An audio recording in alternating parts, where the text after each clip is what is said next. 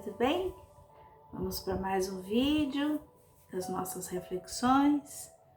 Que esses vídeos possam nos ajudar a pensar, a mudar situações, as diretrizes e nos amparar principalmente nos ensinamentos do Mestre.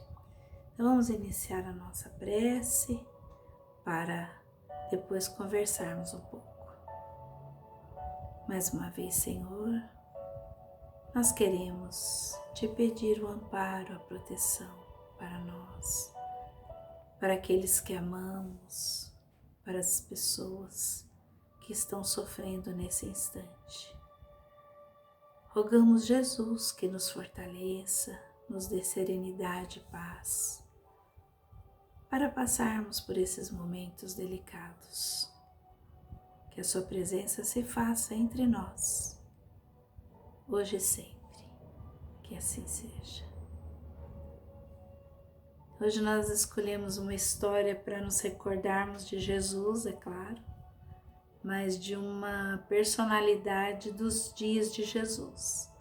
Então, o tema de hoje está no livro Personagens da Boa Nova, que foi editado pela Federação Espírita do Paraná. Então esse é o livro de hoje. Esse livro ele faz parte de uma coletânea das histórias mesmo de personagens da Boa Nova que eram escritas no jornal que é editado pela Federação Espírita do Paraná. O jornal é o Mundo Espírita. Então, desde 2013, essa série é colocada no jornal pela companheira lá da federação, que é a Maria Helena Marcon, e a Federação Espírita do Paraná, então, decidiu pegar essas histórias e colocá-las num livro para facilitar, para que a gente pudesse também conhecer. Então, essa história de hoje, nós vamos falar de uma personalidade do Evangelho, que ela aparece muito pouco no Evangelho, e ela ela é conhecida por 3 nomes diferentes, já foi citado 3 nomes diferentes para ela nos escritos, porém é a mesma pessoa. Então os nomes citados são Berenice, Serápia ou Verônica. Então essa história ela está baseada nos seguintes livros: As Primícias do Reino, psicografado por Divaldo Pereira, pelo espírito Amélia Rodrigues.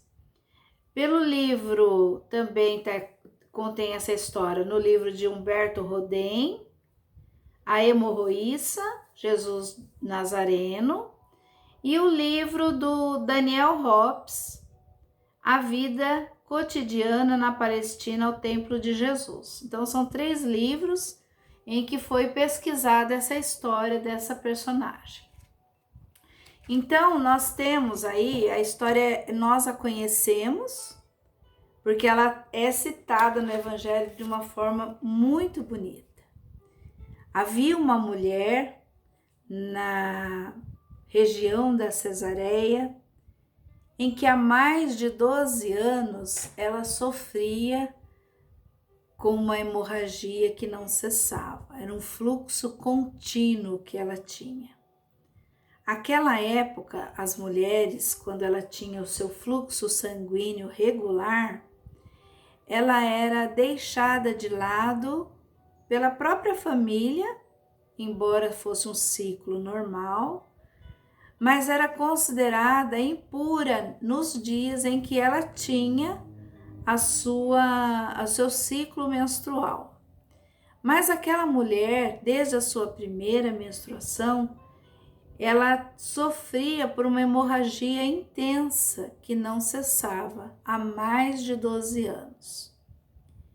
A fortuna que a família possuía já tinha se minguado em busca de um tratamento. Ela havia consultado médicos da época locais ou distantes, feito vários remédios para tomar, consultou os sacerdotes Enfim, tudo que conhecia na época a respeito, ela já tinha feito.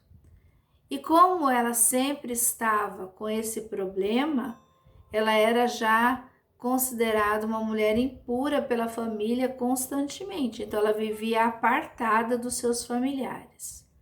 Além das dores, do fluxo contínuo, ela sofria o desprezo daqueles que deveriam amá-la, que deveriam ampará-la. Então ela estava muito cansada daquele sofrimento e por conta própria ela resolveu ir para Cafarnaum em busca de algum remédio, alguma solução para o problema dela, ou pelo menos que amenizasse a questão. Chegando em Cafarnaum, ela ouviu falar de um nazareno, de um galileu, filho de um carpinteiro, que estava fazendo muitas curas. Ouviu falar que aquele homem havia acalmado os mares, a tempestade, salvado a si próprio e aos seus companheiros no barco de pesca.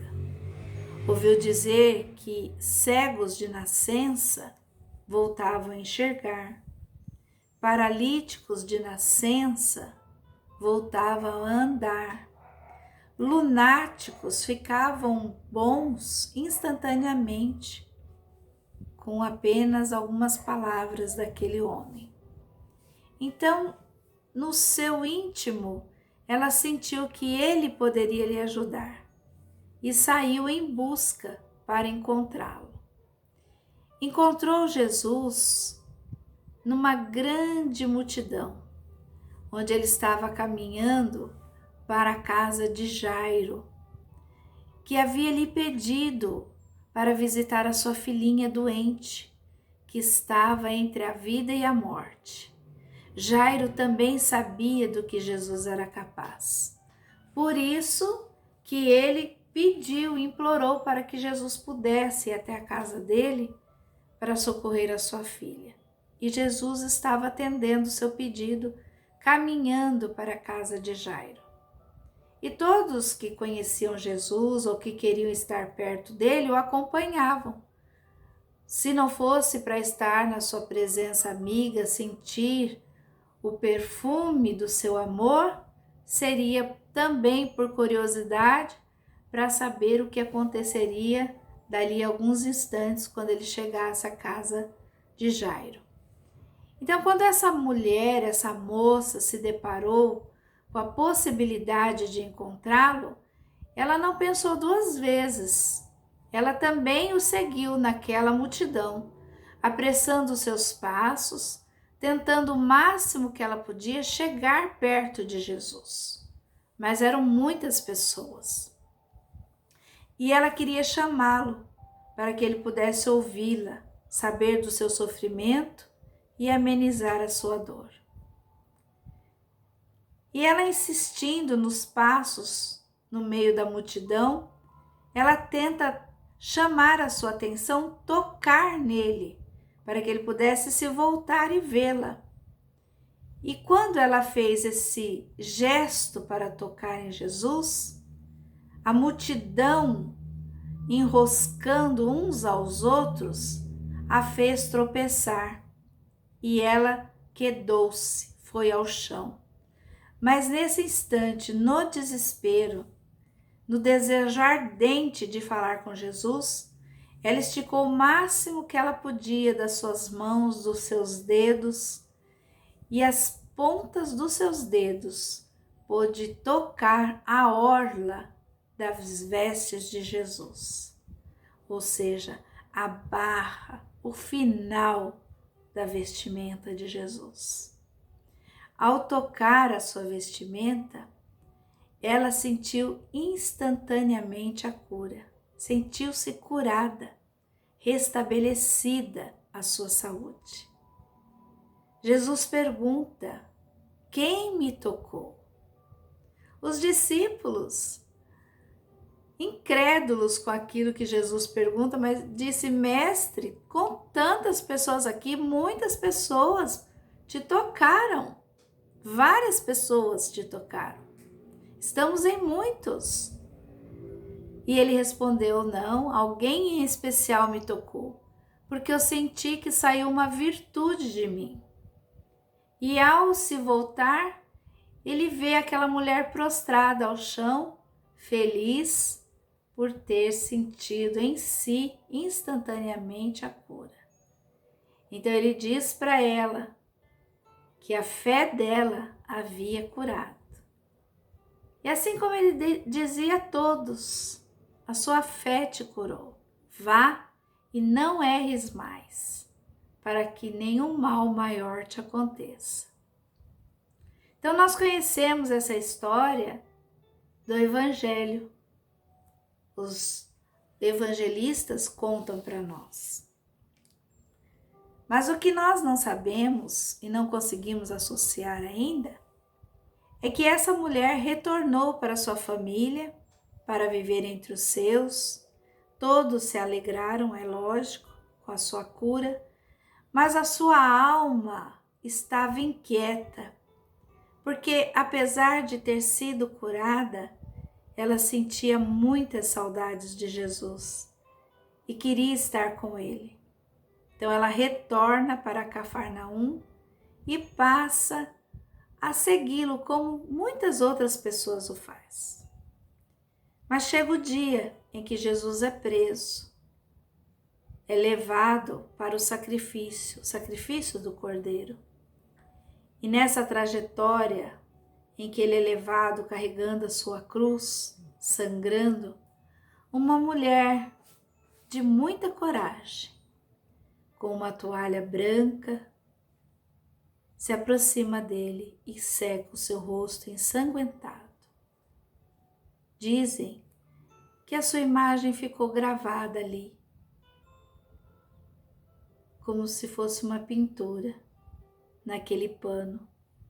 Ela quis fazer alguma coisa por aquele ser que a curou. Ela quis dedicar a ele o seu amor, a sua gratidão. E o mínimo que ela podia fazer naquele instante era aliviá-lo daquele sangue que escorria na sua face. Então nós temos aí o nome dela, talvez mais conhecido como Verônica, que quer dizer, tem aqui o significado. Verônica quer dizer verdadeira imagem. Mas alguns a conhecem como Berenice, Serápia e a própria Verônica, que a gente encontra no Evangelho. Verônica é uma das mulheres, dentre tantas, que, reconhecida pela atenção do Mestre, o acompanha a todo lugar, bebendo da sua sabedoria e formando como que uma coroa humana de profunda gratidão ao seu redor. Então é uma história muito bonita do encontro dessa mulher sofrida e doente com Jesus e depois a sua gratidão por ele. Hoje não temos Jesus fisicamente entre nós para tocar as suas vestes. Muitos de nós gostaríamos de, como essa mulher, tocar as pontas dos tecidos que vestia Jesus. Fisicamente não temos isso. Mas Jesus não nos abandonou, Ele está entre nós. E nós podemos tocá-lo espiritualmente, através dos nossos pensamentos, das nossas preces sinceras. E assim como essa mulher ter a convicção absoluta de que Ele é capaz de nos auxiliar. Sabemos que muitas vezes não é o que nós queremos que recebemos, mas com certeza é aquilo que necessitamos. Confiantes em Jesus, nós podemos espiritualmente tocar as suas vestes, pedindo a Ele que nos proporcione aquilo que merecemos e que saibamos receber o que Ele nos destina,